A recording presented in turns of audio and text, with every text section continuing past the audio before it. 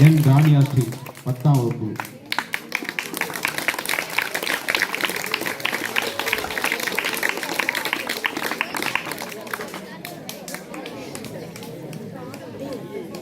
அனைவருக்கும் வணக்கம். கல்விக்கண் திறந்த காமராஜரே எமக்கு உயிரே. படிக்காத மேலையாக இருந்தாலும் பள்ளி குழந்தைகளுக்கு மனித உணவு திட்டம் கொண்டு வந்த பெருமைக்குரியவரே.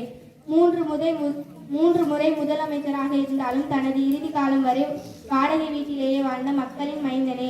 பாரத ரத்னா விருது பெற்று மக்களால் கருப்பு காந்தி என அன்போடு அழைக்கப்பட்டவரே. நீ மறைந்தாலும் உன்னுடைய புகழுரை இவ்வுலகில் எப்பொழுதும் நிலைத்திருக்கும். நன்றி. ஒரு நாள் தான், இன்னும் சொல்ல போனால் ஓர் இரவு தான். எல்லோரும் கவிஞர்கள் அல்ல.